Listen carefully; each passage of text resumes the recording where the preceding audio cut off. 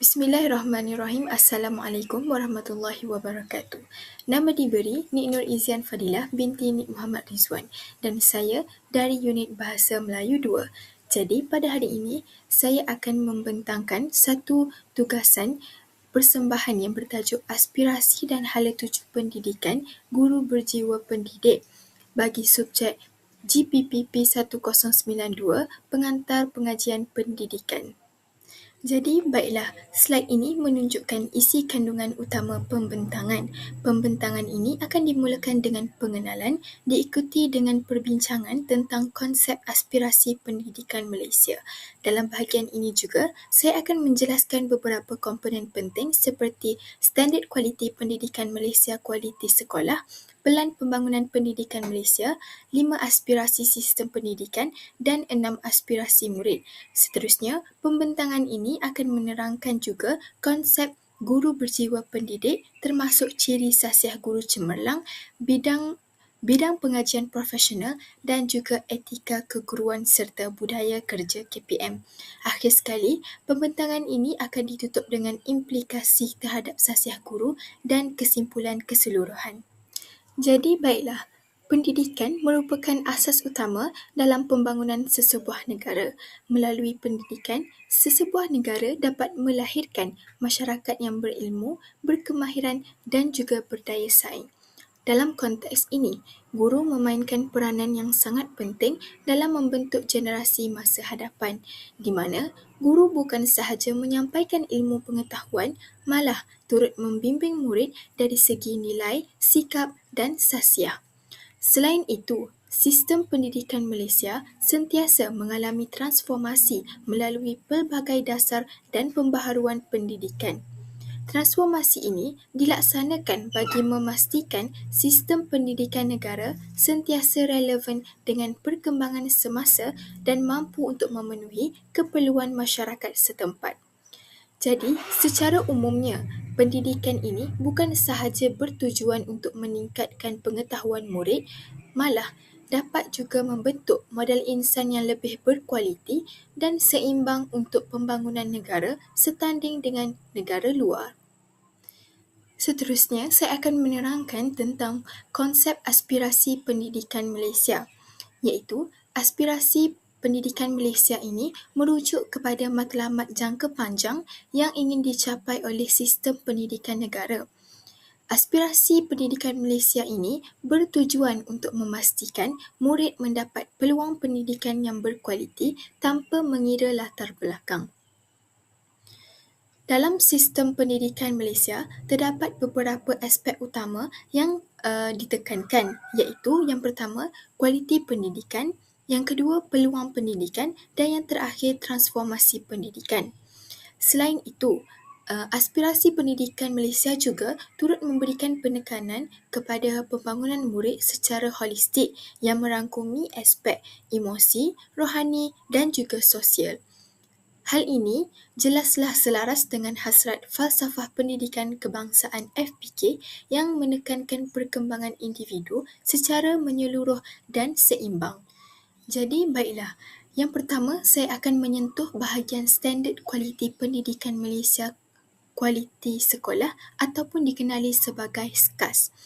Jadi baiklah, Standard Kualiti Pendidikan Malaysia Kualiti at Sekolah ini merupakan satu instrumen penilaian kendiri yang dilaksanakan oleh sekolah di bawah Kementerian Pendidikan Malaysia KPM, di mana standard kualiti pendidikan ini bertujuan untuk menilai tahap keberkesanan pengurusan sekolah serta pelaksanaan proses pengajaran dan pembelajaran. Standard kualiti sekolah ini berorientasikan tindakan dan berasaskan eviden, iaitu bukti yang menunjukkan keberkesanan sesuatu amalan di sesebuah sekolah. Jadi, secara umumnya, standard kualiti sekolah ini bertujuan untuk meningkatkan kualiti pengurusan sekolah serta keberkesanan pengajaran dan pembelajaran. Melalui pelaksanaan instrumen ini, sekolah dapat mengenal pasti kekuatan dan juga kelemahan dalam pengurusan serta merancang langkah penambahbaikan secara berterusan. Jadi, Di sini saya sertakan beberapa komponen utama standard kualiti sekolah, iaitu yang pertama, kepimpinan, iaitu merujuk kepada peranan pentadbir sekolah dalam memastikan pengurusan sekolah berjalan dengan baik.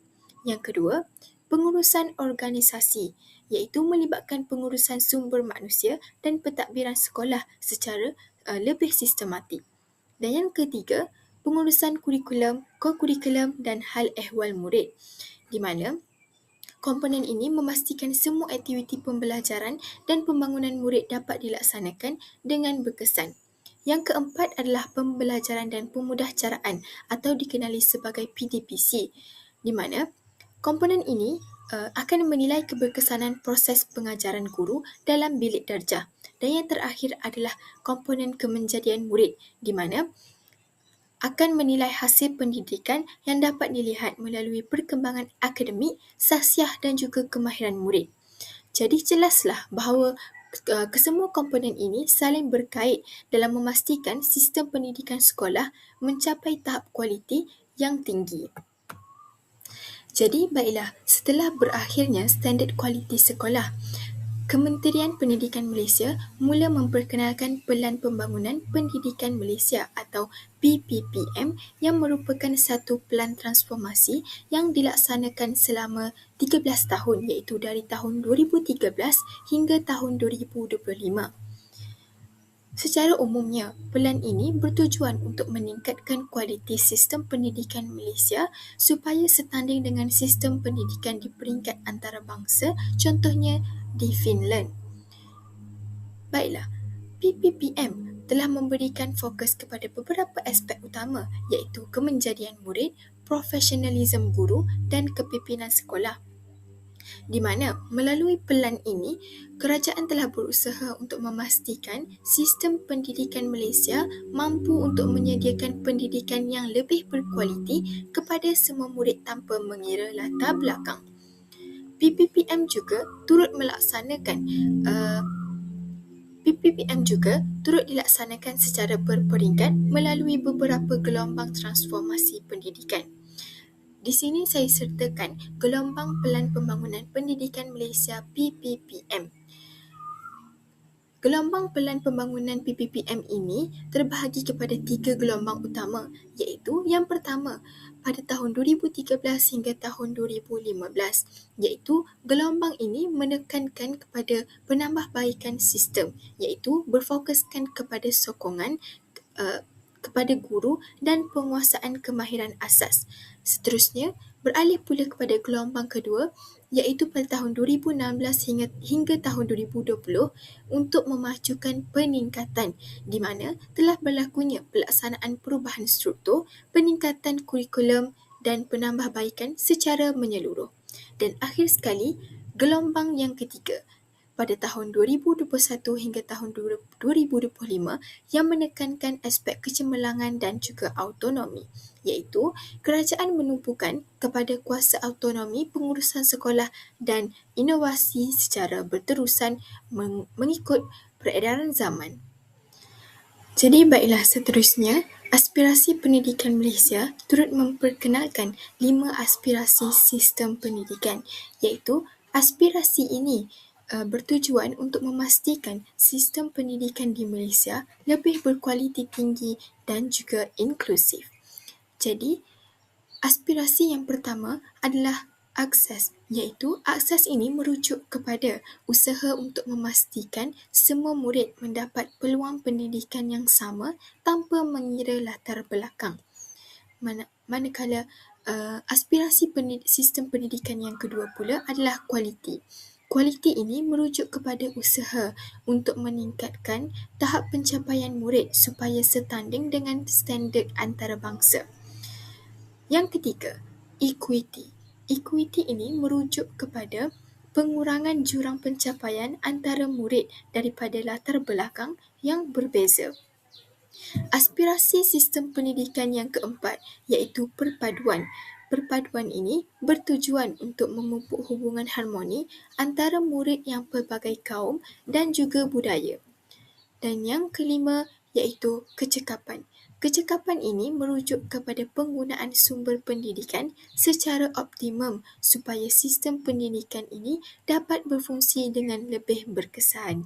Jadi, instrumen yang terakhir dalam Pelan Pembangunan Pendidikan Malaysia iaitu 6 aspirasi murid yang diperkenalkan oleh Pelan Pembangunan Malaysia PPM pada tahun 2013 hingga tahun 2025.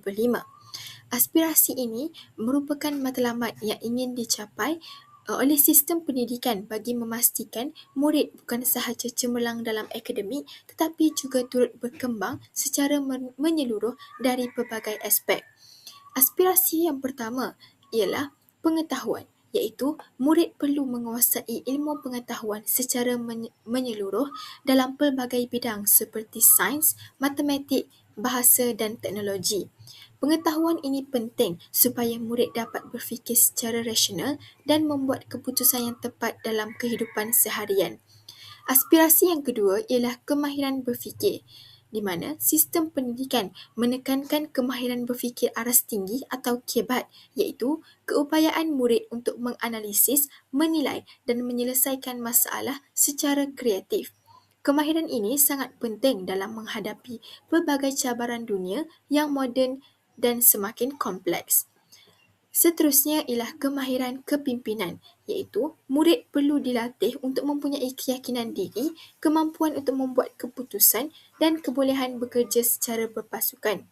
Kemahiran ini boleh dibentuk melalui aktiviti seperti kokurikulum, perbincangan kumpulan dan aktiviti kepimpinan di sekolah. Aspirasi yang keempat iaitu kemahiran dwibahasa, di mana penguasaan bahasa Melayu sebagai bahasa kebangsaan dan bahasa Inggeris sebagai bahasa antarabangsa. Penguasaan kedua-dua bahasa ini membolehkan murid untuk berkomunikasi dengan lebih berkesan serta bersaing di peringkat global.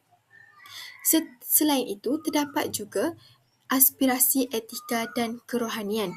Pendidikan tidak hanya menekankan pencapaian akademik tetapi juga melibatkan pembentukan nilai moral, integriti dan akhlak yang baik dalam diri murid supaya mereka menjadi individu yang beretika dan juga bertanggungjawab. Baiklah, aspirasi yang terakhir ialah identiti nasional, iaitu murid perlu mempunyai semangat patriotisme, menghormati kepelbagaian budaya serta menghargai nilai-nilai kebangsaan. Hal ini penting untuk memupuk perpaduan dalam masyarakat yang berbilang kaum di Malaysia. Jadi secara keseluruhannya, 6 aspirasi murid ini bertujuan untuk melahirkan generasi yang seimbang dari segi intelek, sasiah dan juga kemahiran selaras dengan matlamat pendidikan negara untuk membentuk modal insan yang lebih berkualiti dan berdaya saing pada masa hadapan. Jadi baiklah, saya akan menerangkan apakah implikasi aspirasi pendidikan Malaysia yang diperkenalkan oleh Kementerian Pendidikan Malaysia terhadap guru yang berjiwa pendidik. Baiklah, yang pertama, dapat meningkatkan profesionalisme keguruan, iaitu guru akan sentiasa berusaha untuk menambah ilmu pengetahuan dan kemahiran dalam bidang pengajaran supaya proses pembelajaran menjadi lebih interaktif dan menyeronokkan. Yang kedua, mengamalkan pedagogi pembelajaran yang berpusatkan murid, iaitu guru akan berperanan sebagai fasilitator dan akan menggalakkan murid untuk melibatkan diri secara aktif sewaktu PDP. Implikasi yang ketiga adalah membentuk murid yang seimbang secara holistik dari segi intelek, emosi, rohani dan juga sosial, dengan guru akan menjadi suri teladan kepada murid. Dan implikasi yang terakhir adalah penekanan terhadap teknologi digital, iaitu guru perlu menguasai penggunaan teknologi supaya proses pembelajaran menjadi lebih interaktif. Jadi, jelaslah bahawa aspirasi pendidikan Malaysia yang diperkenalkan ini memberikan impak yang besar terhadap guru bagi membentuk modal insan murid pada masa hadapan. Baiklah, aspirasi pendidikan Malaysia sudah diterangkan. Sekarang kita beralih pula kepada konsep guru berjiwa pendidik. Apakah maksud guru berjiwa pendidik? Guru berjiwa pendidik ini bukan sahaja menyampaikan ilmu, malah turut membentuk nilai, sikap dan sasiah murid. Jadi, Guru berjiwa pendidik ini terdapat 4 ciri utama, iaitu yang pertama, guru akan mendidik dengan keikhlasan dan dedikasi, iaitu guru akan berusaha untuk membentuk khasiat dan nilai moral murid dengan membantu murid untuk mencapai potensi diri secara menyeluruh.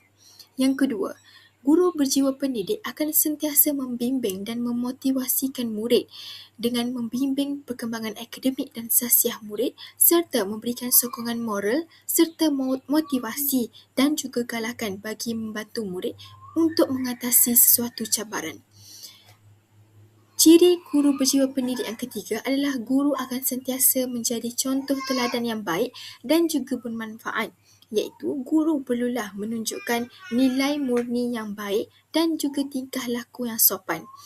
Di samping itu, guru juga perlulah mengamalkan sikap disiplin, bertanggungjawab dan juga integriti sewaktu dalam bilik darjah. Yang keempat, iaitu yang terakhir, guru berjiwa pendidik mestilah bersifat prihatin terhadap kebajikan dan juga perkembangan murid, di mana guru akan sentiasa memahami emosi dan keperluan murid dengan memberikan perhatian terhadap perkembangan murid. Hal ini secara tidak langsung akan mewujudkan persekitaran yang positif dan akan membantu pembelajaran yang lebih bermakna dan berkesan kepada murid. Jadi baiklah, dalam aspek guru berjiwa pendidik, terdapat satu instrumen yang penting iaitu khasiat guru cemerlang. Jadi apakah contoh khasiat guru cemerlang? Yang pertama, guru yang cemerlang mestilah berakhlak mulia, iaitu guru akan sentiasa menunjukkan tingkah laku yang baik, berbudi bahasa dan menghormati individu lain. Yang kedua, guru yang cemerlang mesti mempunyai sifat integriti yang tinggi dengan mempunyai kejujuran dan prinsip yang kukuh dalam menjalankan tugas supaya tidak menimbulkan keraguan kepada masyarakat dan juga kepada anak murid tersendiri. Khasiat guru cemerlang yang ketiga iaitu amanah, di mana guru perlulah memegang kepercayaan yang telah diberikan oleh pihak sekolah, ibu bapa dan juga golongan masyarakat. Seterusnya yang keempat, iaitu bertanggungjawab. Guru yang berjiwa pendidik perlulah melaksanakan pengajaran, pengurusan kelas dan pembentukan khasiat murid dengan sepenuh komitmen supaya proses pembelajaran menjadi lebih bermakna. Dan yang terakhir iaitu prihatin. Guru mengambil berat tentang kebajikan, emosi dan juga perkembangan murid bagi mewujudkan persekitaran yang lebih positif. Jadi, secara keseluruhannya, jelaslah terbukti bahawa guru yang mempunyai khasiat yang cemerlang mampu untuk menjadi role model kepada pelajar dan meningkatkan keberkesanan dalam pembelajaran. Baiklah seterusnya, bidang pengajian profesional. Iaitu dalam profesion keguruan, guru berjiwa pendidik ini perlu mengetahui beberapa bidang pengajian profesional yang penting, iaitu seperti sejarah pendidikan, falsafah pendidikan, psikologi pendidikan dan juga sosiologi atau antropologi pendidikan. Jadi baiklah saya akan menerangkan satu persatu tentang bidang pengajian profesional, iaitu yang pertama berkaitan dengan sejarah pendidikan. Sejarah pendidikan ini mengkaji perkembangan sistem pendidikan melalui peredaran zaman agar dapat membantu guru untuk memahami dengan lebih mendalam perubahan dasar, kurikulum dan sistem pendidikan negara sebagai contoh, dasar penyata razak dan sebagainya. Yang kedua iaitu falsafah pendidikan. Falsafah pendidikan pula mengkaji berkaitan dengan nilai, prinsip dan matlamat yang berpandukan falsafah pendidikan kebangsaan iaitu FPK bagi menekankan perkembangan murid secara menyeluruh. Dan yang ketiga iaitu psikologi pendidikan. Guru mestilah mengkaji tentang tingkah laku dan proses pembelajaran murid agar guru dapat memahami perkembangan kognitif dan emosi murid sewaktu dalam PDP.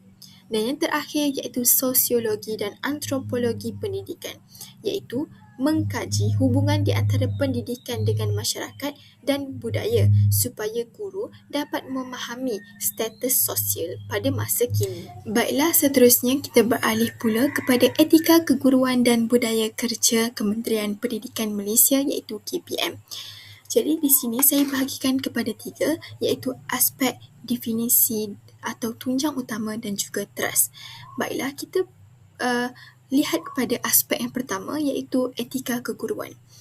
Apakah maksud etika keguruan? Etika keguruan ini merujuk kepada prinsip, nilai dan garis panduan moral yang perlu dipatuhi oleh guru dalam melaksanakan tugas sebagai seorang pendidik supaya dapat menjalankan tanggungjawab secara lebih profesional. Jadi, apakah teras utama dalam etika keguruan ini?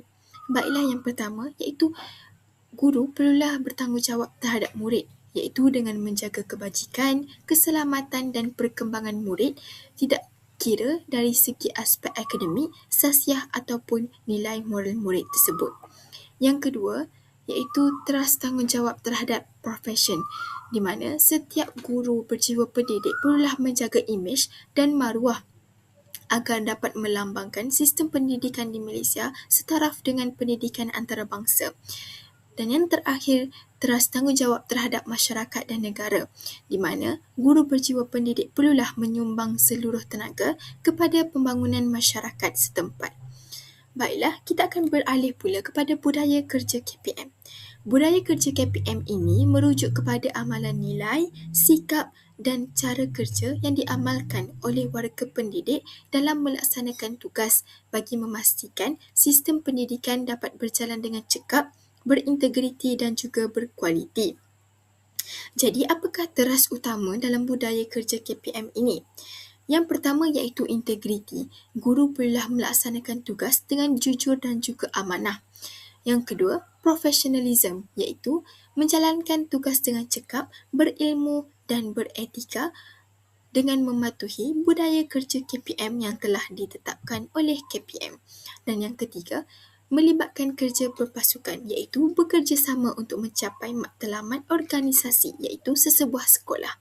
Dan yang terakhir adalah berorientasikan kecemerlangan, di mana guru perlulah berusaha untuk meningkatkan kualiti pendidikan, tidak kira dalam bilik darjah maupun di luar bilik darjah. Jadi, baiklah, seterusnya saya akan menerangkan implikasi elemen guru berjiwa pendidik kepada sasiah guru, iaitu yang pertama, sebagai pemupuk perpaduan dan pembina negara bangsa. Secara umumnya diketahui bahawa guru memainkan peranan yang besar dalam membangunkan modal insan dan membentuk jati diri yang kukuh. Hal ini kerana guru akan sentiasa mewujudkan persekitaran pembelajaran yang menggalakkan kefahaman dan kerjasama dalam kalangan murid. Implikasi yang kedua adalah pembentuk modal insan yang seimbang dan juga harmoni. Guru merupakan ejen penting dalam menyampaikan ilmu pengetahuan berdasarkan hasrat falsafah pendidikan kebangsaan, iaitu guru bertanggungjawab sepenuhnya dalam mendidik dan membentuk kemenjadian murid agar mencapai modal insan yang seimbang dari aspek jasmani, emosi, rohani dan juga intelek. Implikasi terhadap sasiah guru yang ketiga adalah mempertingkatkan kemampuan profesional, iaitu guru yang cemerlang seharusnya meningkatkan kemampuan profesionalnya. Contohnya, kemampuan guru dalam melaksanakan pembelajaran yang menarik, mudah difahami dan mewujudkan persekitaran pembelajaran yang menyeronokkan. Guru perlulah kreatif dalam menggunakan pendekatan pembelajaran, model pembelajaran supaya memudahkan kefahaman murid. Implikasi yang terakhir adalah melaksanakan pembelajaran sepanjang hayat. Hal ini bermaksud guru perlulah sentiasa meningkatkan ilmu pengetahuan dan juga kemahiran, iaitu guru memainkan peranan penting bagi memastikan pembelajaran sepanjang hayat untuk peningkatan profesionalisme keguruan dapat diamalkan sepanjang hayat. Jadi, guru perlulah aktif dalam mempraktiskan budaya penyelidik dan menjadi pemikir yang kreatif agar dapat meningkatkan ilmu pengetahuan tersendiri. Jadi, baiklah, kita telah berada pada peringkat akhir pembentangan saya pada kali ini. Jadi, dapat saya simpulkan bahawa aspirasi dan hala tuju pendidikan ini menekankan usaha untuk melahirkan sistem pendidikan yang berkualiti serta mampu untuk membangunkan potensi murid secara menyeluruh. Dalam usaha ini, guru memainkan peranan yang sangat penting dalam membentuk generasi masa hadapan. Guru berjiwa pendidik ini bukan sahaja menyampaikan ilmu, malah turut membimbing, membentuk sasiah serta menanam nilai murni dalam diri murid. Oleh hal yang demikian, penguasaan bidang pengajian profesional, pengamalan etika keguruan dan penerapan budaya kerja yang diamalkan oleh Kementerian Pendidikan Malaysia KPM dikatakan mampu untuk melahirkan guru yang berintegriti, profesional dan komited terhadap tugas. Kesimpulannya, aspirasi pendidikan negara hanya dapat dicapai apabila guru itu memiliki jiwa pendidik yang kukuh, beretika dan juga sentiasa berusaha untuk meningkatkan kualiti pengajaran demi melahirkan generasi yang berilmu, berakhlak dan berdaya saing. Jadi, sekian sampai di sini sahaja pembentangan saya pada kali ini. Sekian, terima kasih.